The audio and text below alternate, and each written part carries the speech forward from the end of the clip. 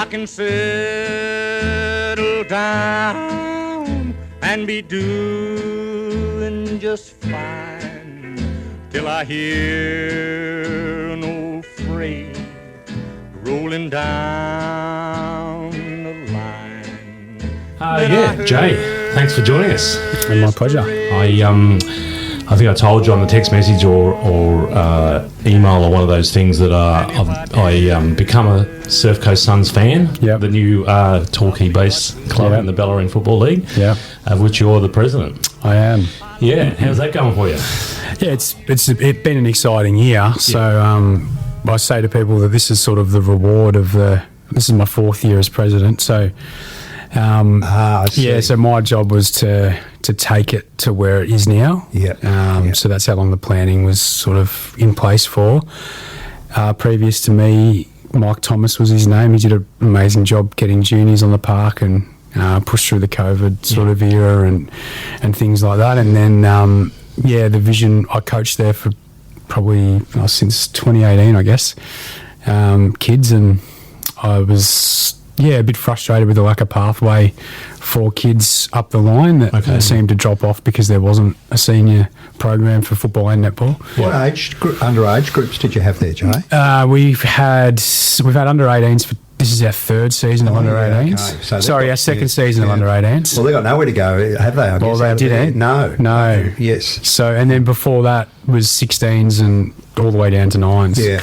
Yeah. So we had a lot of junior teams. That sort of wasn't the issue. It was just lack of, I suppose, kids sticking around after that 16 age group because they were like, well, we can't go anywhere post here. Yeah.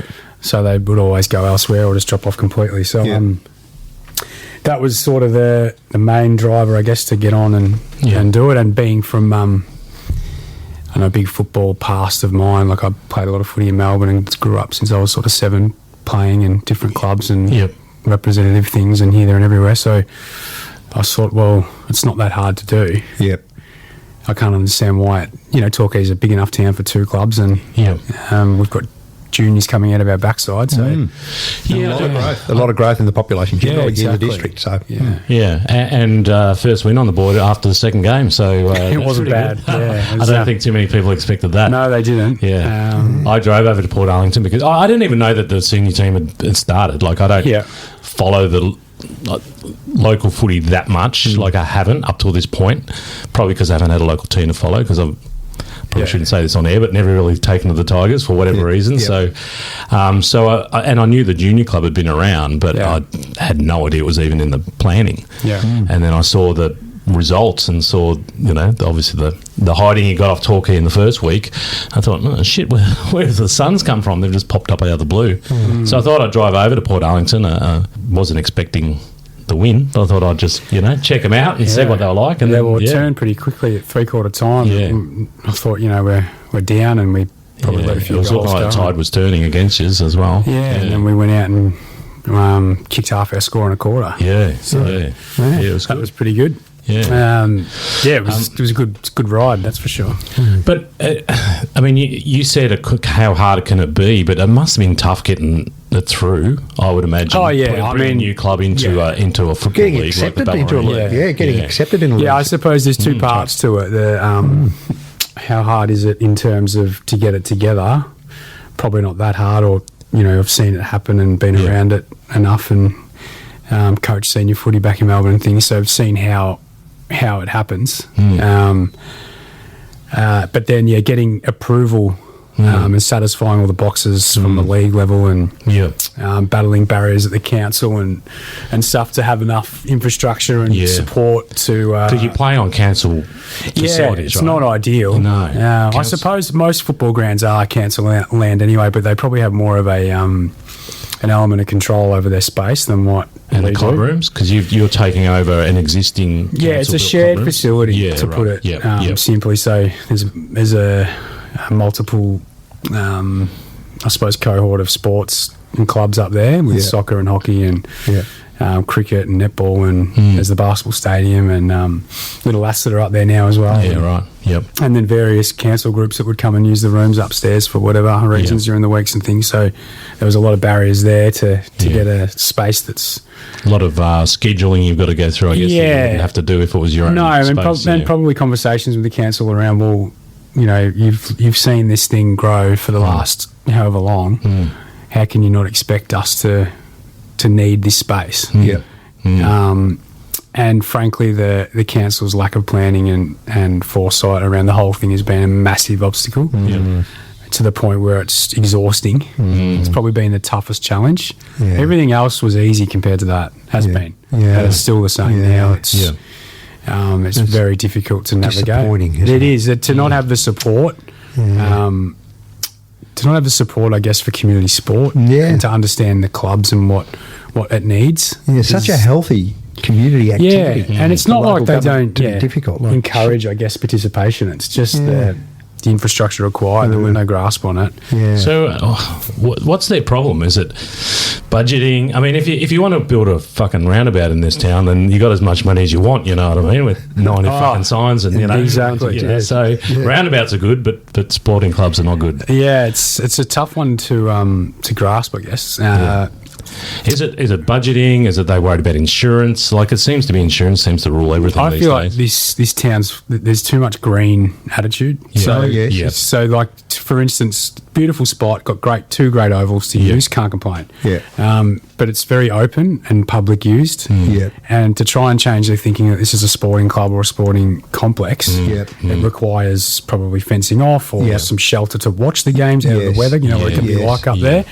For them to get their head around looking at that visually compared to an open green space is very difficult to shift thinking. So that's probably been the biggest one, because there isn't infrastructure there to view it out of the weather. The netball courts that are now housing senior games on Saturdays and trainings throughout the week don't have any toilets or change rooms. So fair access for gender is a big topic, especially with our netball president. So we're fighting that fight at the moment. Do you have female footy teams at your club? We do, juniors. Well? Juniors we juniors, do. That'll progress to adult seniors in time, but we definitely do, which is great. We've got about 21 junior teams at the moment. That's fantastic. From 9s to 18, so it's growing year on year. But that's probably the toughest one, is the council, navigating council. Jay, are we talking about, sorry, excuse my ignorance here, but are we talking about the grounds when you're coming into Torquay on the left, in that area there? I guess that's where it is. I didn't know that there was actually football played in that area. I know the areas you're talking about. There's some big council buildings there, and then there's some open space. I know the spot you mean, Okay, so that's where the club is, Okay, got it. So, I mean, I'm surprised you say that. I thought council would have been... You would like to think the council would be your biggest supporter. I would have expected the clubs in the... Because I was surprised that, like, straight out you get into the Bellarine League. Maybe the GDFL's the stepping stone to that, but you guys were adamant you wanted Bellarine. Was that Alfred Barwin that suggested that, or...? It was... I was pretty gung-ho on where I thought we needed to be, and I felt like if you aim lower, you probably stay lower. And I felt like my vision piece for it from the start was having Torquay round one, Torquay versus Surf Coast on a blockbuster weekend, local rivalry. Because you're creating that instant rivalry by being the Bellarine League, which I think is fantastic. And I'm not looking for dirt or anything here, but were the Torquay Tigers all for it? Were they against it? They were. No, they were. I know the president pretty well, Cam here. He's a really good guy, and my stepson actually plays at Torquay. So funnily enough, I go and watch, and I'm around there and stuff. So it's I mean, there's rivalry there, and there's no ill feeling or anything. We're not competition to them. I feel like we can help each other a lot, because Torquay kids come to a point. Torquay Football Club kids come to a point. They've got a huge base, and there's only 22 spots. right? It's a big club. It's a huge club club down there. Is a huge club. It's enormous. It's and they're talented kids in there. Yeah, well, I think you're right, Joe. You said earlier. I think that this town's big enough for two clubs. Yeah, it is. It absolutely is. Yeah. And what a pity it would be for you to be in a different league to this. I agree. I think you've done the correct thing, absolutely, to get into the same league as Torquay. Yep. Straight away, you've got the right. You can build towards the rivalry. I think that's so important. Whereas, if you had gone the other way, you might, they might have all fallen over, or you would never have probably got in here over time. Might have been much more difficult. Would have taken a long time. Yeah, a lot of work. I think that's great. Yeah, you want to be creating those rivals between clubs like Torquay, but also Ocean Grove and Anglesea, and you're all in that area. Yeah, the town v town thing is pretty unique in the Bellarine Footy League. Yeah. So I went to the the Anglesea Torquay game last weekend, and it was a huge crowd. Like for a country footy, it was. I'd imagine it'd be the biggest crowd they'd have down there for the year outside the finals. And, it just had a really good vibe about it. Fantastic. You could tell that rivalry's been going for a long time. Yeah, well, we should. I feel like I should compliment the Bellarine League, whoever made the decision on accepting this, because there's been some people in there with a good head, because they could just as easily have gone, no, this is for whatever reason. The administration of football leagues, and you talk about the big one, for example, who I've got no time for, the AFL. I think they do a dreadful job myself. I love the game a lot. I don't think they're a good administrator. So this is positive that here's a league. I think that's got some foresight. Yeah, you can see the opportunity. So good on the league. Yeah. We had some boxes to tick, and I probably wanted it a year earlier, but hindsight says it was probably the right time, because it gave us another year to prepare and shore ourselves up financially, because there's a bit of a development that needed to happen there. So, I'm probably a bit of a guy that wants things done yesterday, I guess. But the extra year was good. Yeah, the league have been great in terms of sort of stepping out what we needed to do. In terms of support, they're there if you need them. However, they're not. It's a bit get it done on your own and sort of earn your way a little bit, which is fine. But they're a little bit hamstrung from AFL Victoria and up the line again. They have bosses, I guess. And they can only do what they can do. Which is harder for us again, because we're all volunteers, and I feel like other people are getting paid in these positions to help you, and they don't as much as what you probably like.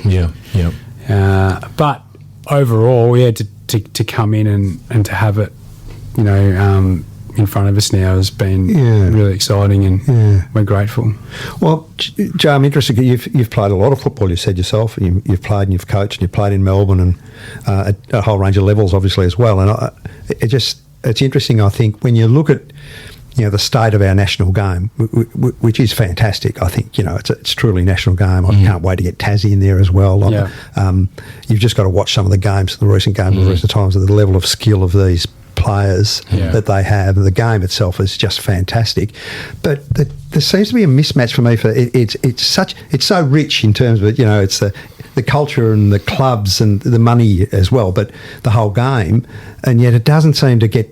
It's really tough down at this grassroots level for local footy to keep going. The small clubs. This is an unusual situation. We've got a new club forming, which is great. But I don't know. Do you have a view about that over your experience of years about the money?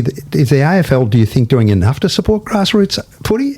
It doesn't seem so. It doesn't look it to me. No, and you talk about volunteers, right? So the biggest problem we've seen, and I'm sure all clubs will be the same, is retention of volunteers, and to keep them engaged and stuff, especially at the higher committee levels, like say where I sit or people around me sit, to keep them positive and enthusiastic to keep doing the hard jobs. You need help from governing bodies around you, and I feel like that every governing body around us doesn't give us enough help or support, which makes it hard. So in terms of your question around the if they're doing enough or could they do more, absolutely they could, because I feel like the amount of money that's generated through the national competition doesn't filter down enough. Well, you look at say Thursday night, Hawthorn Collingwood. Was it Thursday? previous Thursday night, Hawthorn Collingwood, 75,000 people on a Thursday night go to a game. I mean, that's healthy, right? Oh, yeah. But then you got clubs that struggle to hold together. You got leagues that are folding. You got clubs that are folding. You got clubs. You got in the country leagues. You got such a big gap between the successful clubs and the not successful clubs. You got clubs that haven't. I was reading about a club in the North Gippsland League or something, just won their first game in 4 years. Yarram, I think it might have been. I'm not sure. Was it Yarram? I was against it. They beat Yarram. It was a Tigers. It was a Tigers team. It was against Yarram. First game in 4 years. 4 years. You know, and it's just like it'd be tough to be administering. Surely that club, some of that. You got 75,000 people going on Thursday night to a game. Surely some of that money can filter down and support. You know, the grassroots level where the footy started. You know, it's so important to local communities. Yeah, and it's a hard thing to govern as well, I guess, as well. So you've got, you know, out of country leagues and things like that. They have a lot of farmers and people, businesses and whatever that tip a lot of money into these clubs, and then you've got to rely on the people that are running the clubs to distribute it in the right spots. Correct. A lot of the time they fill players' pockets far too much, and it becomes a bit of a toxic environment. And then that's why you've got the haves and the have-nots in terms of in different comps, like clubs versus clubs. It can be a bit of a double-edged sword, though, can't it? Because if you look at, say, the history of, say, Newcombe in the Bellarine League and how they were super successful, was it in the early 2000s or something, in the late 90s or around there? Yeah, it's probably gone fast. And it was, from what I've heard, it was because a particular person put a lot of money into the club, bought a lot of players, but they didn't focus on juniors. So once that money left, he left, or the players left, there was nothing coming up behind, and then they were a basket case for years and years after that. Yeah, there's no doubt that your junior program, like you look at Torquay, for example. This is why we have playing points. So each team has a number of playing points that it can use.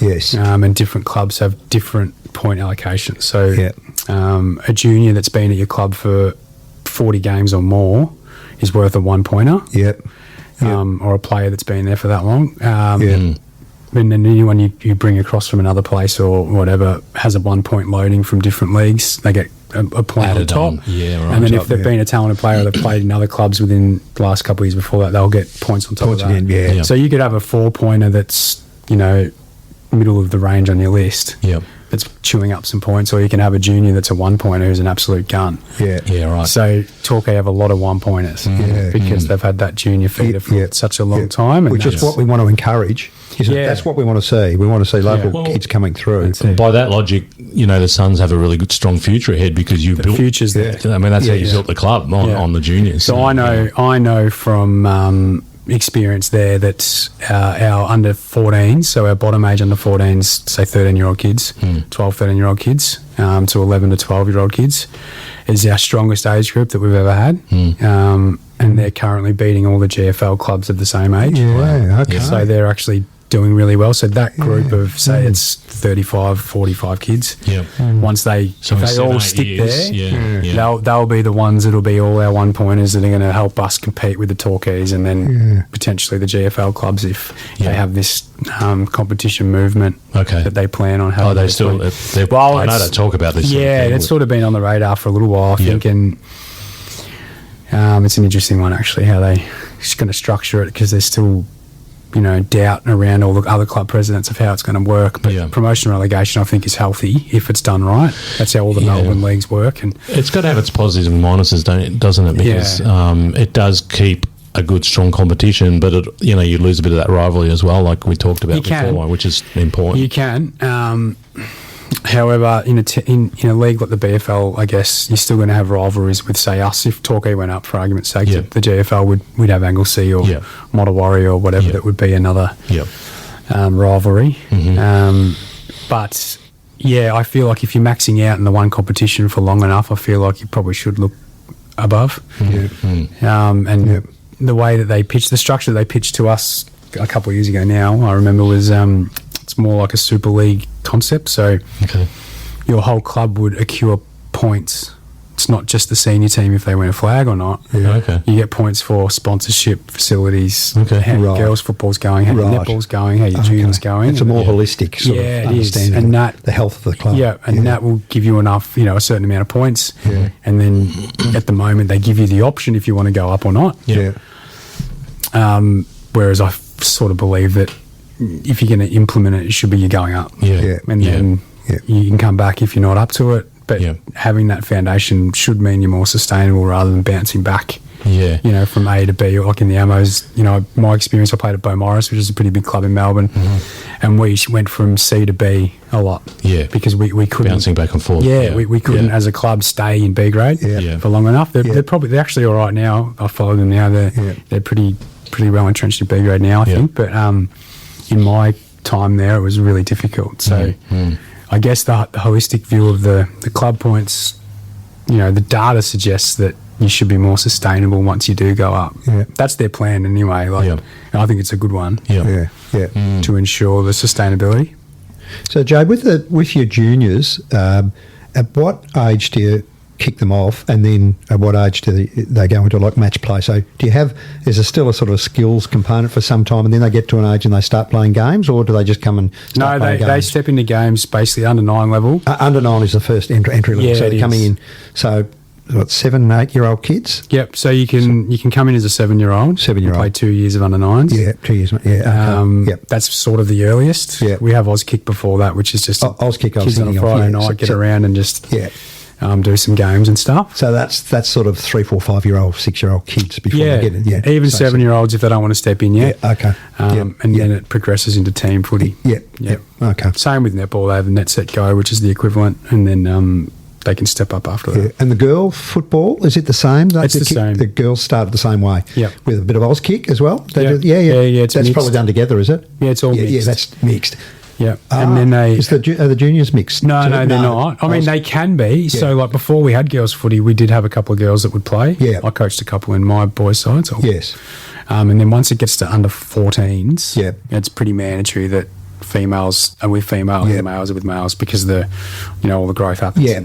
But the under 9s could be mixed gender? Yeah, they can. For example, okay. Yeah, they can be. Yep. So if a club didn't have a female side for an under 9 age group and you had a couple of girls that wanted to play, they could absolutely play with the boys. Okay. Yeah, cool. Good. How's membership looking? Yeah, membership's good. Yeah. I imagine you've already got a supporter base with your dads and mums from families from the kids. So. Yeah, so I'd say like member-wise across footy itself, football and netball, would be up around, including the participants, you include them all, it's probably around 900, pushing 1,000. Yeah. And then we've just, the cricket club that have been up there for a little while called the Stingrays, we merged them with us to be the Suns, so we've got another... club sport sort of under our same name and banner and logo. And so it'll be a football, netball, cricket club? Or is they are separate. So the Surf Coast Suns Cricket Club.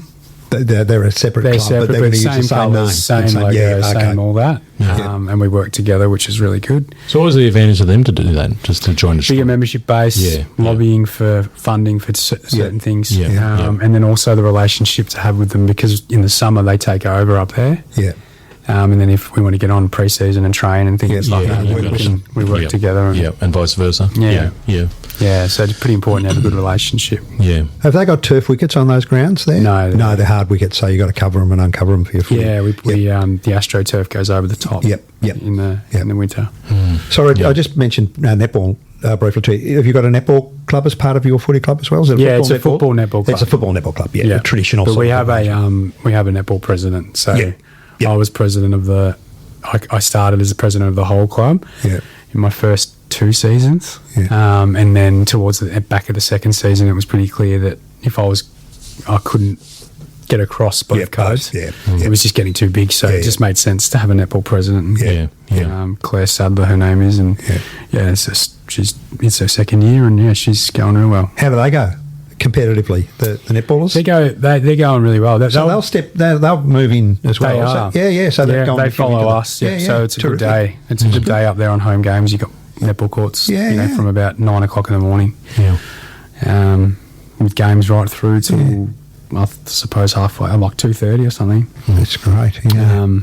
They've been going well. And it's just great for the community, isn't it? So you've got girls and boys, men and women, and parents and supporters, all from the local, from the village almost to the town, the district, all going along on a Saturday afternoon and being outside, running around. Yeah. It's so good. And here, when you think about and talk here, it's almost like, because Torquay North is now almost a separate suburb, isn't it? There is a bit of a community feel up there when you sort of go and have a wine at the wine bar up there.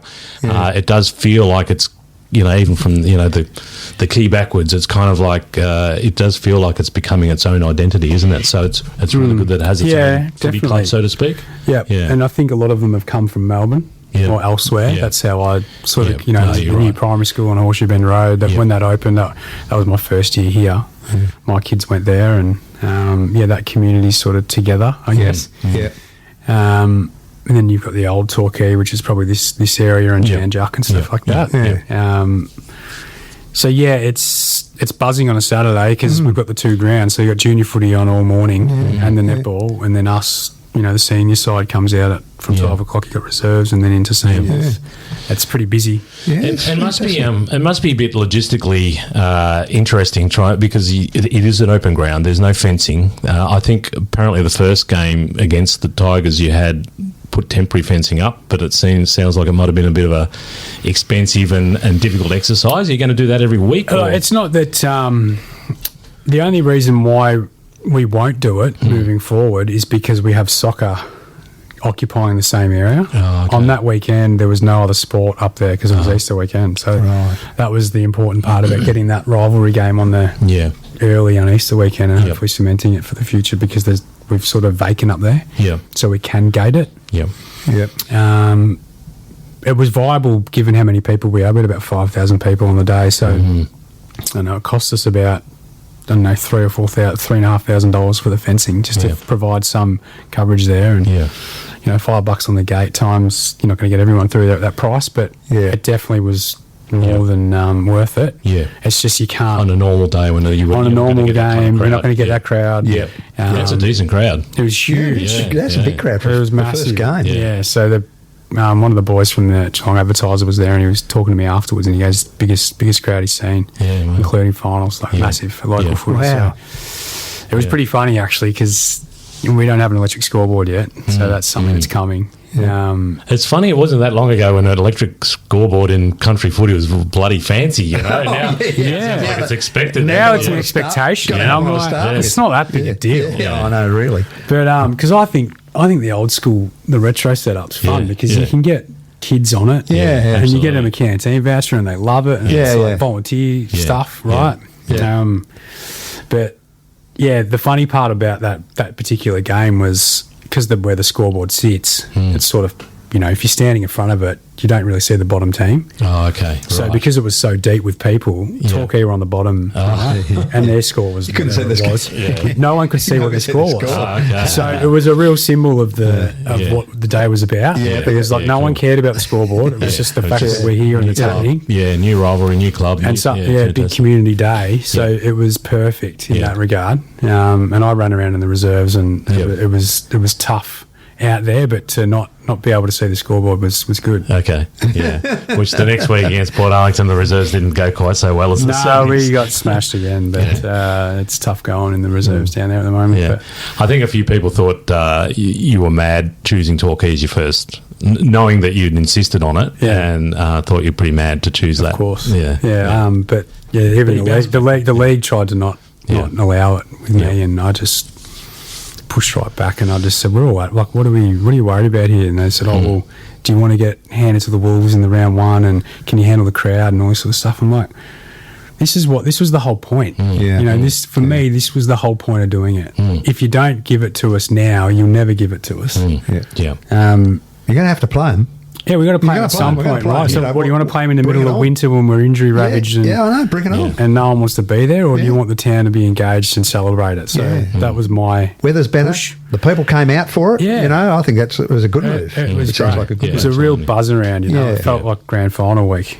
So to me, it all worked out for the best, but it definitely came with its hurdles to get through to happen. I want to just touch on the process too of the new club the seniors joining the league before we sort of move on to something else. The other clubs, how did you go with the other clubs? You said, surprisingly and thankfully, you said Torquay were fully behind it. What about the other clubs? Did you get much pushback? Not personally, personally, but I do feel like there was probably a lot of questions that they asked the league in terms of viability and things. They're probably worried about their players getting poached and whatever, which didn't happen. So yeah, I know there was pushback from more than a few of them. Publicly. Did it create a buy, Jay, or not? Yes, it did. Yeah. So that may have been that's one aspect, and I think anyone is scared of change a lot of the time. Of course, especially in an old traditional area such as Geelong and the outskirts. I guess the Bellarine and things like that. Conservative Geelong, particularly, is very conservative. In an area, and I suppose it's in line with the growth, right? The whole place is changing, and a lot of people probably are a bit uncomfortable with that. Well, bloody AFL are now scheduling buys. Like, what's the big deal? Yeah, like now they don't have to. They're putting them on. Yeah, so I don't think it's a big deal to buy. Anyway. And I feel like once the buy comes for these teams, the whole club probably exhales pretty I reckon, because they get a break. That's a long, tough year. Like the volunteers, bodies. Right? I agree. As well as the players. So I feel like there's always a bit of disgruntledness around whenever there's change. But personally, no, I didn't get any pushback. But I know that, and publicly there wasn't. But I know that there was. I guess the way that the league would have club delegates as part of its decision making. Structure, does it? Do you know? At the moment, there's been a big restructure at AFL Bowen. Right. They've had a big turnover of staff and new positions and roles and things. It's been a bit of a revolving door and a bit of instability, but now it's been shored up by a group that is the Bellarine Football Netball League committee, so to speak. So they've got their own committee. Right, okay. Independent of club representation completely. But they're advocates for the clubs. Yep. To then go like a conduit between us and AFL Victoria, basically. Okay. Yep. So that's sort of just formed. So we've all got a club, advocate, let's call it. Yeah. Say that on this board. Yep. There's probably 4 of them. Yep. And they probably pick up 2 or 3 clubs each. Yep. Okay.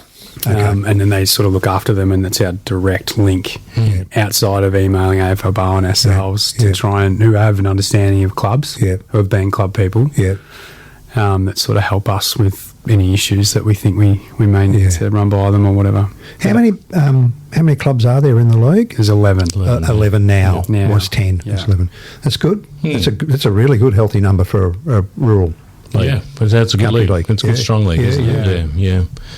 And on the field with the seniors, what sort of percentage do you think would have come through from your juniors program, and versus recruiting from external to the club? So the homegrown sort of players at the moment that are able to play firsts football, there's probably 2. Okay. Yep. So there's still a bit of work to go there. Yeah. And there's probably a couple that are in the reserves that are probably a year or so off. Okay. That have just stepped out of 18s into open age. Yep. So we effectively had to recruit, 50 players in the space of under 12 months, right? Because everyone's playing somewhere until the end of the season, 25, to then pick them up and get them on our ground in the space of 3 months or 4 months. Wow. Was enormous. So and then to be able to put a team in a strong league and be competitive and have a win, it's, and get players to come to a brand new club that's got no history, no record other than a strong junior history, obviously, but nothing in a senior level. It's a big ask. It's huge. So I had some really good help. I had to identify pretty early who was going to help me get together. You had to get a coach, 2 coaches, two like lead coaches and the assistants around them, and then a football manager who was going to help me with all things recruiting, contracts, player payments, salary cap stuff, point system, how we're going to navigate it, all the research that goes behind finding the right players.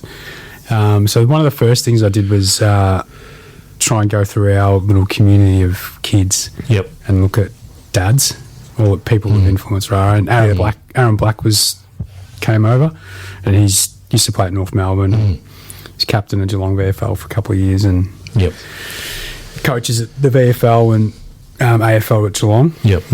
So he's a good guy to have around. His son was playing Auskick and is playing junior. He's going to be a junior at our club. So I hit him up pretty early, start of probably last year, and signed him as our first player, basically. And he then provided contacts, and we started to get going on a few things. And then I coached a boy in a few of my teams, and his father said to me when I took on the role post-COVID, and sort of outlined what I was going to do while I was in and the vision I had for the club, he spoke to me as a, sixth generation Torquay family or whatever, they've been here from day dot. And he's had a lot of experience in AFL, Northern Territory, Queensland, administratively. And he goes, anything you need me to do, he goes, I'm on. Okay. Cool. So Brody, people stuck up their hand. That's great, isn't it? He came to me, So you and, need to but I'd find known him because I coached his son, and we got along, and he believed in what I was trying to do. And Terrific. Brody Marsden, his name is, and he has been the footy manager, so he's helped me recruit for the club primarily. He's done so much work. And then we interviewed coaches and locked down a senior coach 12 months before we started this year. So I got him out of South Barwon. He was an assistant there, and he'd coached in Melbourne in the Essendon League. What's his name, Jay? Trent Rogers. Okay. He's only young. He's younger than me. Good. But played a lot of footy at Port Melbourne. Is he still playing, or is he just coaching? No, he's just coaching. He's coaching, yes. So he's played at high levels and coached in his own right, won flags. Airport West he coached for a long time. And driven community, got local business here. He owns the Body Fit in Torquay. So that's Essendon District League? Is that what that's called? Yes. Yeah, that's a good level of footy. So he got them from Div 1 into Premier and all that stuff. So you've got some good people. Good footy person. Yeah, we've got some good people in there. There's always not enough, but they'll come. So, in terms of recruiting, it was really hard. Really arduous and hard, and trying to get some local players from Torquay and stuff to get out of there.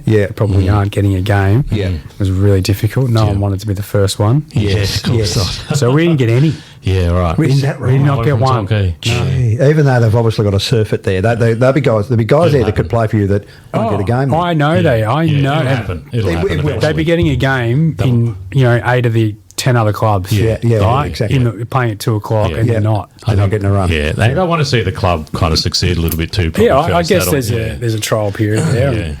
And who wants to be the first one? I wouldn't want to. You'd be. So especially in a town like this, But I guess you probably the one thing you do have on your side is that it is this town in this location, which is probably attracting people from Melbourne and other areas.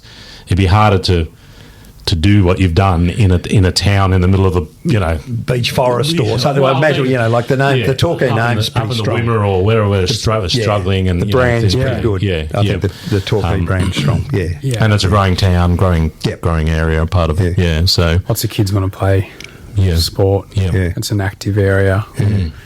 So that helps. It is an outdoorsy area too, isn't it? A lot of people here are active. It's shite in winter, but it gets pretty windy at our ground, that's for sure. Hey, look, I played golf at Port Fairy Golf Club on last Friday, so don't talk to me about wind, mate. It was blowing 60 k's an hour and the ball was going sideways down there. So anywhere along this western coast, though, mate, from Portland right through to Geelong. And there's you're pretty elevated up there. There's not much to stop the wind coming straight right across these western plains. It does. Well, when you live on the ocean, what do you expect? Exactly. I actually don't like wind, but I have to get used to it now that by the coast, it goes with the territory. But Scott, I was wondering, I'm not quite sure where you wanted to go next. I just think I'm a bit interested in how Jay got to here. I've got a good feel now for the work and effort he's put in to get here and where he wants to go. But can we go back a bit and just talk about your childhood, mate, your family situation, siblings, whatever, where from, and what you've worked through? So I grew up in just out of Melbourne, Bayside suburbs, so Cheltenham, Beaumaris area. I went to school at St Bede's High School. St Bede's College, so played footy at Beaumaris. And then got 2 younger brothers. One served in the army for a period of time. The other one just lives here with my mum. What else? Got 3 kids of my own. So moved from Cheltenham, moved out and bought a place in Bond Beach, was where I first moved. Just along the Frankston line there on the bay. And then went to Seaford after that. And then You're talking playing footy or living? Or no, both? living. So, always Still played at Beaumaris. And then had a few years off, did had a shoulder reconstruction pretty early. Yeah. And then came back, played for a little bit.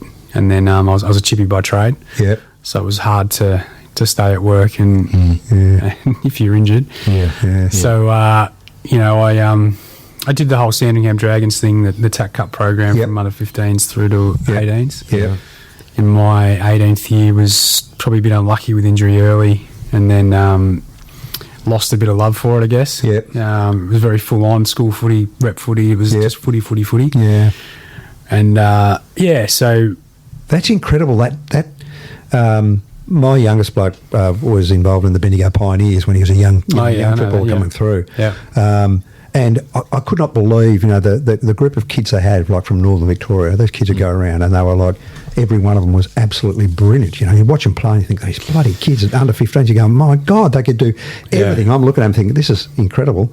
And the year that Will was in, he only got to the under 15 level, I think, and got cut a bit at that level. But the group that he was in, that went through, not one of them got drafted out of all of Northern Victoria. One year, not one of them. So hard to get drafted. You've got to be kidding me! And then, of course, the Selwoods came through from there a year or so later. But that year, that Will's initial year, not one kid came through. And I think I cannot believe that not one of those kids couldn't make that level. That's how tough it is. Yeah, so tough. It's tough. I was lucky enough. I had Chris Judd, that was the year above me at Sandringham. So I trained with him a few times. He was blowing everyone off the park there. Oh, yeah. I think everyone knew that he was getting drafted. Even at that level. Everyone knew, mate. He was explosive. So he had trouble with his shoulders, but he was good. And then my draft year was Joe Watson. So I played with Joe. Yeah. I did Vic Metro with Joe. And a couple of others that probably were lesser likes, but he was the main one. Yeah.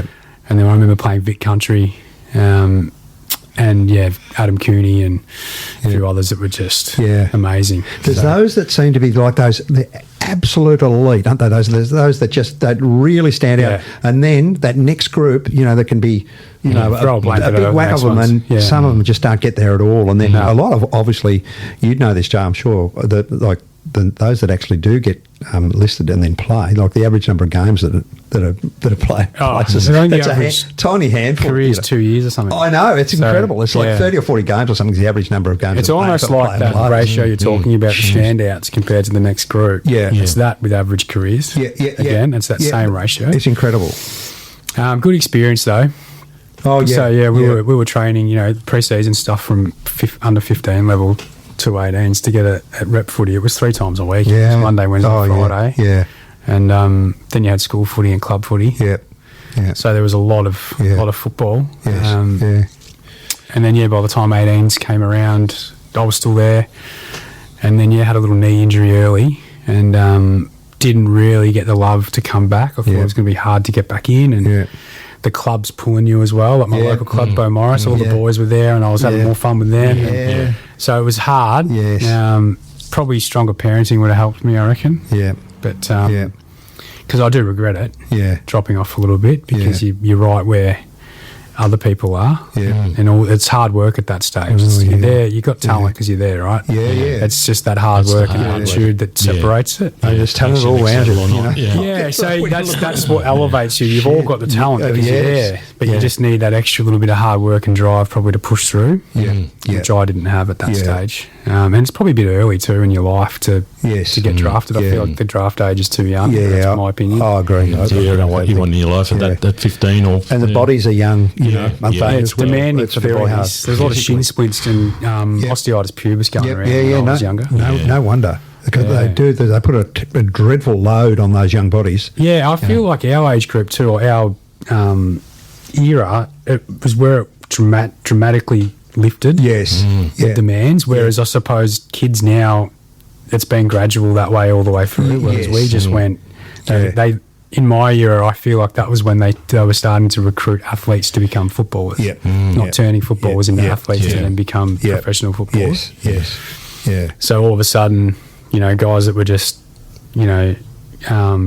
getting 25 touches as a footballer in and under whatever, they're now demanding to run all that. Run. It changed everything and it probably broke a lot of bodies down. So did that, and then Yeah, it was. Moved down. I sort of stopped playing when I was about 23. Yeah. For about 5 years, and then an old coach from Beaumaris that I'd played under was bringing another club in the local area, Black Rock, back up to probably where it needed to be. They'd been decimated with players exiting an old club, juniors, but they were on their knees a little bit. So an old coach I used to play with brought a few of us old ex-Beaumaris guys back to play. It was a lesser grade in the Southern League than the Ammos. It was a bit easier. Different footy, but I went back and played there while I was living in Seaford. Bit of travel, but it was good fun for about 4 or 5 years. Took them from getting beaten by 150 to winning a flag and moving up a division, so that was great fun. Oh, wow. And captain there for a couple of years, and then coached their seniors the year before I came down here. So you'd been out of the game for a few years when they approached you to come back. Did you say 3 or 5 years? It was about 5. About 5 years. When you then went back to Blackrock and had that performance. God, how happy are you did that? It was great. Oh, it must be fantastic. It was one of the best experiences of my life. You could never have gone back. And to win a premiership. It was a really good time because we got smashed the first when I rolled up there. I was like, well, what are we doing here? And slowly but surely we got better and made finals, and then the year after won a flag and went up a division and was tough. And then I hurt my knee in practice matches the following year, would have been 2018, I think, 2017. And then I got an opportunity to coach the seniors post that, and I coached them, and we made finals that year, and it was a good time. And then I left. And came down here. So did you come down here for work, for lifestyle? Lifestyle had young kids and wanted them to grow up on the ocean, I think. And I had a few mates living here, and they were always like, you got to come down, like it's great. And I surfed a lot as a kid and liked that kind of stuff. So attraction. So came down here, and I had my own business at home in Melbourne, and building houses. I was a builder. And then started. And you're working for yourself down in town? And then came down here and just got back on the tools as a chippy, trying to find a job. And it was 2018, end of 2017, started 2018, and then started my own business building pools. Got involved at the club at the Suns and started coaching from 2018 until 2 years ago. So you're playing seconds here, but did you play footy anywhere else when you came down here? No. Because so I hadn't played for 9 years until a few weeks ago. Okay. So hadn't played much reserve footy in my life, but it was good. It's been good fun. And then I actually played in the seniors on the weekend. Oh, did you? I got to call up into the ones, which was pretty cool. I didn't get over there. I was planning on it, but circumstances. It's like, I was thinking I was going to see the second win. I thought I might be a good luck charm. We're the only one who thought that. It wasn't the case. But, I think there might have been a bit of a surprise element against Port Arlington. I think they might have. Everyone thought it was just going to be a done thing that they're going to beat the Suns, and obviously you guys didn't feel that way, so maybe Drysdale a little bit better prepared perhaps. I think Drysdale too, they'd played finals the last 4 years. Maybe they're a good club, and they had a lot of players out early. And the latter probably not reflecting of where they are. They had a couple of handy players out there. I'm standing next to a guy that was on Essendon's list of only a couple of years ago. I'm like, you can go, mate. No, I got nothing here against you. So that was pretty funny, but they're a good side, and they play their grounds really well. The results hadn't looked that way. They were looking like they were going to be a bit of a basket case as well, based on what had happened the previous weeks. Definitely. So no. Jay, who was the guy that got you back to Black Rock? What's that fellow's name? John Burke. John Burke. Yeah. Well, we should give John Burke a shout out and thank him, because if it wasn't for John Burke getting you back into football, we wouldn't potentially have this footy club. True. He'd probably here right now. He would love that. He's one of the best men I've ever known. He was a real father figure to me. I played under him in the under-17s at Beaumaris. And we won a premiership there.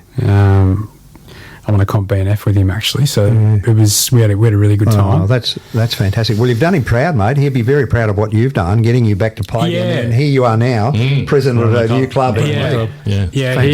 Good on him. He was a real role model for me, I guess. Terrific. A mentor, you could say. Definitely. I'm glad we got to that point, because I wanted to touch. So I mean, we often talk about the importance of sporting clubs, not only for the community but for young men as well, because like this show is a lot about men and the challenges they have these days, country blokes and life, and how we can what we can do as communities to help that. But so you've been involved in clubs that, like, I'm struck by your perhaps loyalty around clubs. Like you played for Beau Morris for a long time. You probably could have gone to a lot of other clubs at the time, and then your experience with Blackrock getting them in premiership after some tough times, and now, I mean, you're putting a lot into this club, right? You're putting a lot of. So you're not only, you're getting on the park when it's needed. You've started the club from the seniors team from scratch. You're the main sponsor of the club, I think. You're putting a lot. You're running a business, so you're sacrificing a lot of what you do with that in order to put into the club. I understand as a small business person, what is it about a footy club in particular that is so important? I don't know. It's hard to sum up in one word or 5 words, but I feel like automatically I have just had 50 friends that have just come on board. So I've just made 50 mates. And it's just something, you just bond. Yeah. And because you put on a jumper and you play together and it's a physical game and you're training and you see people's challenges, you hear about their stuff. There's no real ceiling on how involved you can get with other people in the club. You can be surface level and say g'day and come and go to training and be a bit of a lone wolf, or you can be, you can find a new best friend. You can be a mentor or a counsel to some of these people. Yeah. You can help their family. Yeah. So I feel like they're a real, I don't know what the word is. It's almost like they're a foundation that can be so much more. It can give you a lot. You can meet a lot of people, sponsors, business opportunities. It can give you a place to belong if you haven't before. Yeah. Identity. There's no... Absolutely. I feel like there's no limit to what you can get out of it if you put in. But you can also be a part of something and not have to put in anything other than rolling up and saying g'day. Yeah. Because that sort of place accepts that. Yeah, okay. Whereas other places might not. Yeah. Put a bit of money over the bar is enough, or just paying a membership a year is enough, or just being present, supporting. It takes all people too. Like those people are valuable too. The real volunteers who do the hard yards are really critically important. But you need a whole range of inputs, and some just the people, somebody on the gate. The bloke who just does the gate. It takes an army for sure. Yeah. But to your question, what is it about it that's kept me there? I love the game. Obviously, and I love playing it. And I don't think I realised how much I missed that in my life until you have a bit of a challenge and a goal regarding it. I don't know. My wife played a lot of competitive basketball, and she's the same. Like we're obviously 40 plus, and we both talk about how much we just love to still be able to compete and do those things. And I don't know. As I said to you earlier, I'm probably a bit of a doer, and if I see like something needs to be done or said or can be done, then I'll probably do it. I just can't help that. But footy clubs, they're good. They're real good. Yeah, they are, and their ability to find space for everyone. Any club, footy or cricket club mainly has been the clubs that I've been around. A bit of golf now as I got a bit older, but they're often places where people, we've said this before, Scott, I know, but Joe, where sometimes people on the margins of their society can get involved and get engaged, and they're welcome. The people who sometimes might struggle otherwise. That's it. There's not a club that you go to, you won't see people there who you can tell the footy means so much to be able to go there and call out for their club. It's a huge thing for some people who've got nothing else in their lives, and then others of us, it's an added benefit to make your life. You got all types. It is that weekly or fortnightly, particularly for home games, place where a lot of friends from the community get together and meet on a Saturday afternoon, and you see that when you go. And you go to the Anglesea last weekend, and you just see everyone knows everyone. But that's sort of like, every couple of weeks they'll catch up at the footy. So for people that aren't inclined to be that social, which there's probably a lot more now than what there used to be. Yeah, for sure. You know, and I'm probably one of those. Like, I get enough engagement out of my work, out of the footy club and stuff. I'm probably cooked by the time that's all done. Just have to sit with my wife and watch TV. Stare at a wall for you know, like I'm a bit the same. People are surprised how much look at me, I'm 70. Like, I'm miles ahead of where you got. You're just heading in my general direction. I know exactly what you're saying. And that's fine. And I'm happy. Like, you know, and a lot of people might get their social fix every second week at a home game, and that's enough for them. And if you can provide it, then you're doing well. It's really hard, I think, as you. Well, you're a sort of suburban guy, but still local community, no doubt. Scott and I are both country guys, you know. But your local club, you know, in a small town or whatever, your footy and cricket club, you know, where you become a man. As a boy, I was playing, you know, adult cricket because there was no junior cricket where I grew up. So I'm the 12th man every week, or I'm doing fine league each end, you know, and I'm playing with men, you know, all these men, and they looked after me, you know, and we'd go to the pub afterwards and I'd have a raspberry or whatever at about 11 or 12 years of age, follow them around in awe of them, you know, really good men, really looked after me, some really gifted athletes, and that club, you know, that club vibe around it's so good for a young man growing up, for a boy growing up, to be in that environment, a club environment.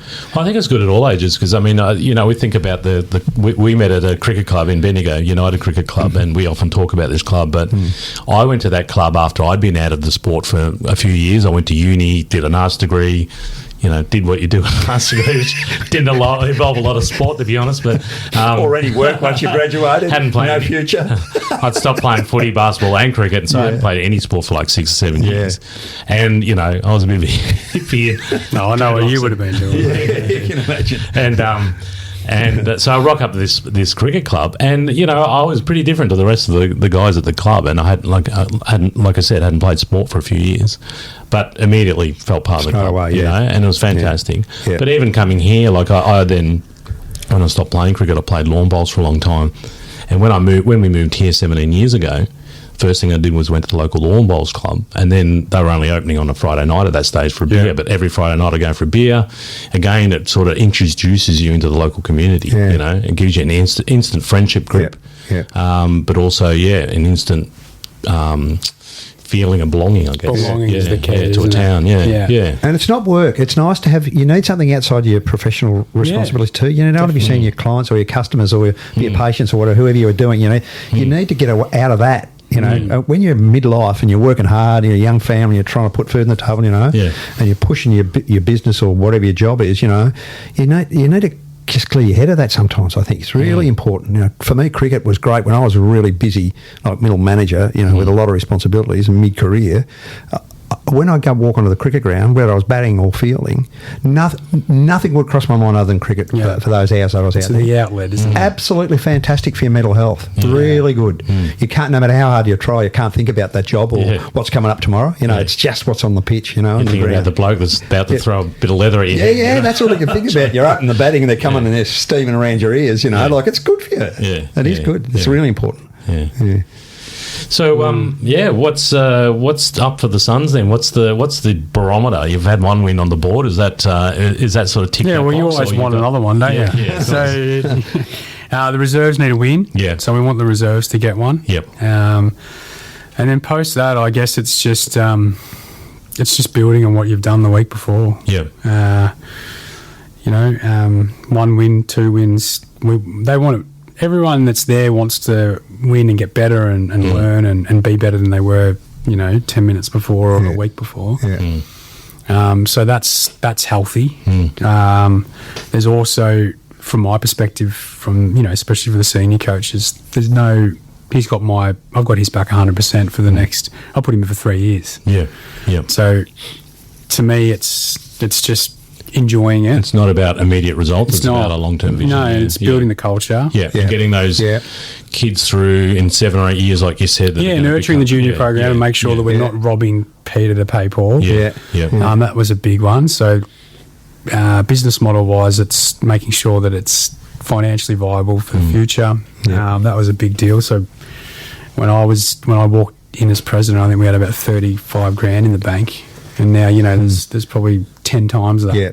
And you need that as a base just to cope with, you know, medical expenses, player payments, coaching payments. You know, over half of that goes just in that. So every year. So we need to make sure we have sponsors that are, looked after back, loyal year on year on year. So there's that stuff that's always there that you can never be complacent about. And then just enjoy the ride. I think every week we play someone for the first time. So that's always cool. We host them for the first time, which is cool. And we got just learning what works, in terms of how we set up the days. Dealing with injuries is, a constant thing too. So, just trying to improve every little part all the time, I guess, is the only thing that's in the forecast or the planning at the moment. And then, trying to find the next person that'll take my job is the next one.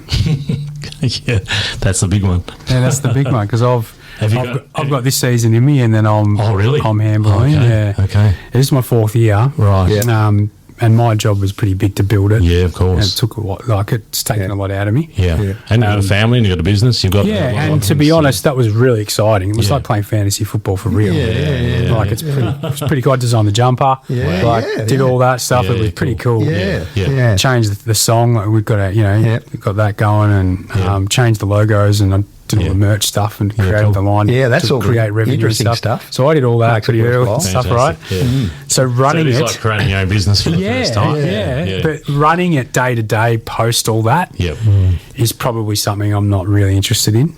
It's a different job. So is there somebody that's put their hand up, or you think's going to? Oh, no one's put their hand up. No. But there's the Vice President Warwick. He's been a good soldier. He's got his finger on a lot of the footy club stuff, a lot of the junior footy program stuff. It's his if he wants it. It's just whether or not he wants it when it comes down to it, because he's put a lot of work into over this period. It's a big job. It's a lot of work. You got to find that time. I did 3 years on the committee at the Bowls Club, and it was a big time too, because the club was going through a lot of transition then. It was when the redevelopment was being planned and about to, and started. The men's and women's back then, men's and women's clubs were separate. Separate presidents, so they basically shared the facilities, but they were both separate clubs. So there was the merger of that, which was Australia and Victoria wide, not just our club. But obviously, you can imagine in a sport like lawn bowls, there was a lot of opposition to that, a lot of conversations, and not very happy ones, some of them. And the barefoot, and the barefoot competition down there probably saved that club, and made it the strong club it is now. And that had some opposition with some, more rusted on members as it was. Yet it was a fantastic thing, and it was actually a beacon for whole of Bowls Victoria. You want an influx of new, fresh energy into a sport like that, don't you? The current presidents come through that. A lot of them, I'm sure, a lot of the senior players have. I've been back at the club for a while, but I know that. A lot of the pennant players came from barefoot, and so it was an important thing, not only financially but for the long term future of the club on the green as well. I think that's the important part of everything that you do when you're in a role like that. Is you got to have the common goal in mind, and as long as everyone's doing something that's putting you on the path to that goal, and that's your job as a leader, is to keep them on that path. But then give people enough power to make small level decisions where they feel like they have skin in the control, game. Otherwise, you won't have them. Joe, you mentioned before one of the things on your list now is building the culture of the club. You've been around a lot of clubs and successful clubs and footy clubs, obviously. What is a good culture? What does a good culture look like? What is it you want, the sort of culture that you want to see at this new club? What are the key things? I think the balance between participation and competitiveness is a thing. So trying to find the right level of expectation of a local club. So don't want to get too caught up in trying to be an elitist club. Whatever it takes. We're not going to be a whatever it takes club. No, good. No. And then trying to find a place, the right sort of note to strike, I guess, that people want to come and be a part of it, regardless if they're trying to be an AFL footballer or they're just trying to belong somewhere on a Saturday. So it's much more than the game, isn't it? Then you're talking about a place where people want to come to and be part of. That's that community feel. Yeah, you want to be there, but you want both. Yeah, you want both without being too much of one or the other. That's probably the challenge. Yeah. So you've got to manage expectations a bit, don't you, there? Because there are people who are fiercely competitive and only, who are driven to win and win. That's their main thing. But you've got to balance them off with people who are prepared to. So you've got to satisfy that type. Yeah. And then you've also got to, bring them, put their feet on the ground a little bit and make them remember where they are and what's more important. Yeah. That's coaches, that's parents, that's volunteers, that's players, it's everybody. Yeah. And then I suppose encouraging, I'll have the buy-in from the broader membership base of parents from the junior club in terms of volunteering. Yeah. Like we need more of them to step up. Yeah. So many of them wanted the pathway for their kids and stuff, but then when you bring it, it comes with its job list and everyone's quiet. Yeah. So it's trying to find the enthusiasm of people to go, right, what do you need me to do, rather than this is what you got to do. Constantly chase them. Which is going to be a constant. I think that's with everywhere, but I suppose it's creating systems that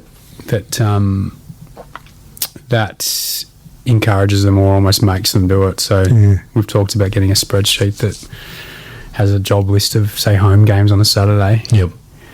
And say pick out 2 parents from the under 12s 1 week that one family's got to do this one job for 2 hours. Yeah. And they might get one job in 3 years because of how big the place is. Yeah.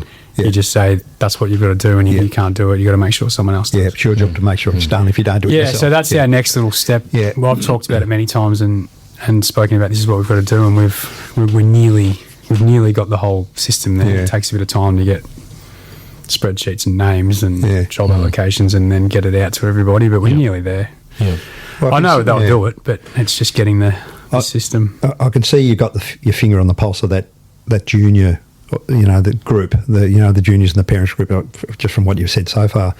I'm thinking about your players now that you've had that have all come from the outside and other clubs that have come in, and the guy you mentioned before who's who's managing, player manager or whatever, and your coach. Yeah. Are they going okay with getting their culture right amongst their playing group, do you think? How's that shaping up? Because they've got a big job, haven't they, to pull together players from a whole range of different clubs. Yeah. Getting them to socialise outside of footy is one. So, we tried to tee up different activities and team building exercises and stuff that wasn't just football. Yeah. And then making sure that we keep them enthused enough to catch up as groups. Yeah. Thursday night dinners are really important, so we do that every Thursday night after training, and it's pretty big up there. And then we try and get them hanging around on the Saturday together, netball and footy, gel pretty well. Yeah. I feel like the group of boys, because I know I've been training with them, they are a very good group of boys. Good. They're very respectful. I have no doubt about them as people. Yep. It's just getting them to build mateship, I guess, because they've never played together. Yeah. There's little groups that say 3s, 2s, 3s, 4s sometimes that have come from the same club and know each other, but then running around with them on this Saturday is gone. Like they don't. Everyone's a little tentative to really speak up. Well, not only that, but speak up on the ground and be the guy that's demanding. Okay. Show some leadership on the ground. There's guys that are doing it by example. But the next step is getting that real general type. Across the board. It's going to take time together, isn't it? It's time. It's not going to come into the few games. It's time. It's a year or two, especially if they're younger guys and they're still developing their game and develop the game with their teammates. It's going to take some time. So realistically, you've got to be looking at 2 or 3 years before you'd be worried about anything not looking good. I would have thought this is going to take time to build. And you got to manage people's expectations as well. So like the footy manager, for example, we have a lot of conversations about, geez, we got beaten bad today. They're just not doing this, not doing that. There's emotion involved because you put so much into it. It's you look at a team on paper and names, and you think, oh, they're going to go all right. This looks okay. But you really underestimate just how important that is playing together. I underestimate it. I think everyone does until you see a whole team that hasn't. I know because you grow up doing it. You sort of tend to take for granted that team ethos at Bills and the team approach. Yeah. It just happens automatically, but it takes time. Mate, no one I've known has seen this. Yeah, No. yeah. No one I've known. No, of course. And anyone I speak to hasn't known anyone either. Yeah. So you can't get any data or live experience from anyone. Can't ring up someone and say, "Hey, how did you go about this?" Or what happened when this happened? It's the first time in 40 years in this region that it's been done. It's a social experiment, isn't it? It sort of is. For the whole club, So not just the play. it's the playing group, but the whole club. Absolutely, and the community around it. Everyone. Everyone that's involved. Yeah. Like I was looking for a club to follow, and then I'm like, here's one. There's a club. Where'd they come from? Some days I'll be like, what's the, you have doubts along the way when it wasn't formed yet. And, you'd be in your own head some days and you'd be like, this could all just fall over. All this work I put in. All this work, or does it fall over year one? Yeah. You bring all this money and you get all these sponsors on, they invest, and then all of a sudden it falls over. But then you're like, nah, it's just footy. Yeah. Yeah. Like, it's just footy. It's just guys getting together to play. Like, it's not. It'll just work. It will. Well, and to an extent, it will. I mean, it's a lot of hard work as well, but eventually it will. It'll pick up momentum. It will. Yeah. And a lot of people never thought it could happen anyway. Yeah. I think so you're already in front. Well, that's what I say to people. We've already won. You've already done something. You've already correct. won. Absolutely. Yeah. I think just getting the ground must have been a huge achievement. I know you said that the council have been pretty tough to work with, but like, there's not a lot of grounds just hanging around waiting for at that level of football to be able to be played on it. Did Janjuk ever come into it, or no? It didn't even come into the equation. Yeah. No. So Torquay as a ground, you mean when you say Janjuk? Sorry, there's a ground at Janjuk. Yeah. I see what you're saying. Yeah. Right. Yeah. Yeah. Yeah. No. So, in terms of how the club was like, how it started up there. It just... Is that because the juniors were always up there? Yeah, they were always up there. So there was one or two teams that started up there, like an under-9s and under-12s or something like that. Yeah. And because there was two ovals there, it was the logical spot, I guess. As well, yeah. And a facility of some sort. Yeah. Like the council building. Even though it's not sort of purpose-built, but it works. Yeah. To a point. And like I said, it is a newer community, isn't it, up there? Yeah, and that's the growth area. And Torquay Footy Club also, because they've only got the one ground, they have to spread their huge junior program around all the vacant sort of grounds. So they train at Bob Pettit, play there. Yeah. The Key Reserve, which is on Horseshoe Road, they play there. Yeah. I think they do Connor Warrior as well now. They've been training there this year because the ground was getting redeveloped. Right, yep. The one on School Road in Bellarine. Oh, yeah. Yep. They got that one.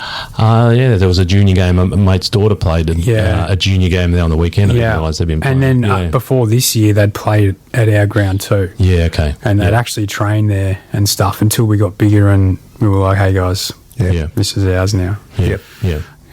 So that was probably the only friction point between the two clubs, perceivably. Yeah.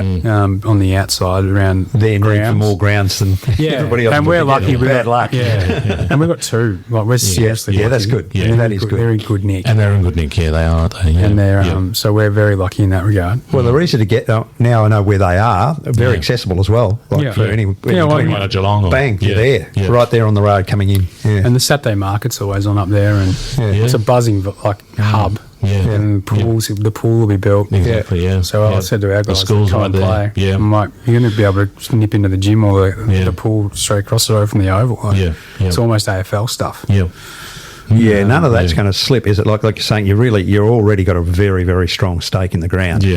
You're really going to have to stuff up terribly. Yeah, I believe for so. this not to keep up. And the council have slowly but surely sort of relinquished control of the building to us a lot more. Yeah. Seasonally. Yeah. And when they see the importance of local communities, they see good crowds, they see, they start to see the participation with the local community beyond just the footy club. Yeah. That will tick all those boxes that they're wanting to tick. All the operation guys that are there that do the day-to-day stuff that we deal with, that are walking around managing, operations, I guess. Yep. They can see it. Yeah. They get it. Yeah. It's the upper echelons of the council that have probably had their old, green caps on for so long and haven't really seen it yet, or their thinking isn't there yet. No. And population-wise, that this area we're talking about is just that it's just going to continue to grow. So you're going to have more and more and more population to draw in that immediate area, aren't you? Yeah. Through there. Yeah, for sure. And you've got Armstrong Creek up the road, which I guess is probably their local footy club now, right? Yeah, they're the next one. Yeah. So they're already talking about them following suit to us. Oh, so they're putting a footy club in up there? Yeah, well, they do. They've got juniors now. Oh, okay. Yeah, Armstrong Creek Sharks. And they've got, I don't know, they might have half the amount of teams we do. Yeah, okay. But that area is probably bigger growth than us. Yeah. You need to get as many of them following the senior team before their senior team. Yeah, there's a few that live around there that have come over, but there'll be more that that'll be the next team in, say 3 years' time, 4 years' time. But right. We're the template for them, I guess. Yeah. Well, they won't have all that, they won't have to look back 40 years since somebody's done it. They'll just give me a call and go, how'd you do it? Yeah. Cheers. Yeah. You say, bugger off. Bugger off. Figure it out yourself. Yeah, it's, I'll be happy to talk to them, but, yeah. And so I mean, what's the club need from people who might be listening to this, or like sponsors? You seem to have a lot of sponsors. You've always got a couple of guys doing the sponsorship. There's a guy I got in doing sponsorship after I was doing it at the start, and then it became too big. So Mark Tobias has done a really good job. I coached with him a lot.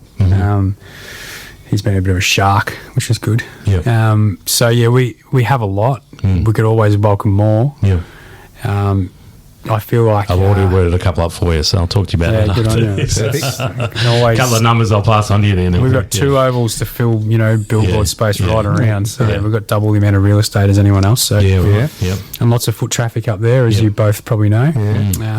So it's a good spot to get your name out there.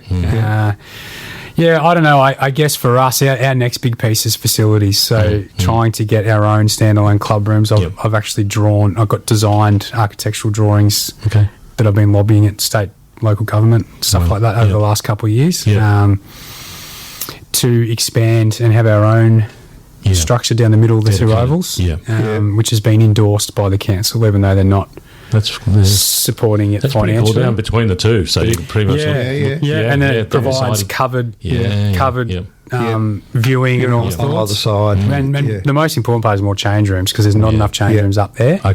At the moment, that's what we struggle. That getting that funded and up, isn't it? But at the moment, there's no money in state government. No, really difficult. And the council have got no money either. So they're spending it all on roundabouts.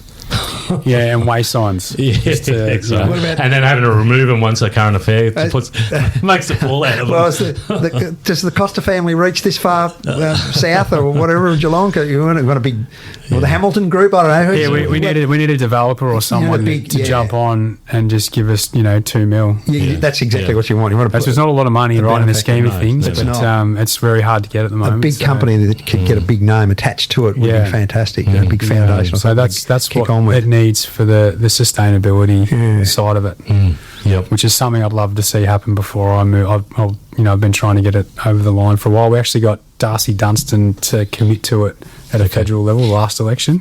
He jumped on it and loved it and was like, I'll approve this if I get in. Obviously that didn't happen, and federal had to change too. But at least we had a level of buy-in which we hadn't had before. But that's what we need. Other than that, we're good. But that's what we need. Well, the first step's beat Mottawarri next week. Is that right? Yeah, that's it. 1 week at a time in footy. That's it. I'll be riding my e-bike up there and have a couple of beers watching. Good on you. Yeah. So can we go back to this? We're talking Saturday. Next Saturday. This Saturday coming. It'll be the Saturday past by the time this podcast gets out, but.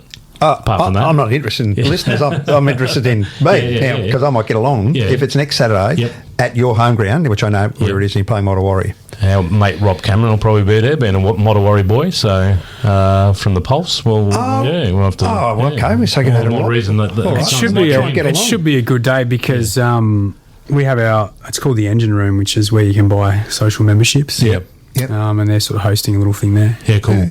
Yeah, right. I'll get my membership then because I jumped on Play HQ that night after the day after the win. I was all for it and I was ready to go on. And I don't know why that website didn't make it easy to get the membership. No, you just jump on our website. Can you? Okay. Yeah, jump on the Suns website or the Instagram page. It'll navigate you through. Yep. We might go. If you're going to get, we'll talk. Might get along. I might see you there, Jay, on Saturday. Come down and have a look. Be good. Yeah, absolutely. And it should be relatively closest game. Well, we've thought that. we say that every week, but we've got a few injuries like most clubs probably do as well that to us, it's probably a bit more meaningful Yep. because it meant that I had to run around last week, so that was not ideal. Yeah. But you mentioned Mottawarra as a potential long-term rivalry. Is there already something there that we should know about, or is it just it's just because of, geographically and stuff. So and there's a few older. There's probably a few members that are tied to that area as well. That know people from there and stuff. So there's a bit of connection there, I think, between the two. Yeah. I'm not privy to a lot of those relationships because I'm from Melbourne. Yeah, that's right. Even though I've been links back, go back for generations. All my ties are not from here. I've been here 17 years and I still don't feel like No. You talk to the locals that have been here for like generations.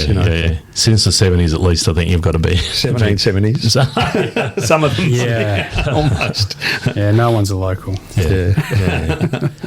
Cool. Fantastic. All right. Well, thanks, Heath. Jay. No worries. You're a busy man, and really appreciate it. It's fantastic. We often talk about how country footy's struggling, so it's awesome to learn about the other side of it and a new club kicking off and all the challenges of that. So not a problem. Anytime. Good luck on Saturday, and good luck finding a replacement at the end of the season. There's always a job. Yeah. And congratulations on getting it this far. It's a lot of work, so it's fantastic to see. Well done. And thanks for having me. It's awesome. Cheers, Jay. Cheers.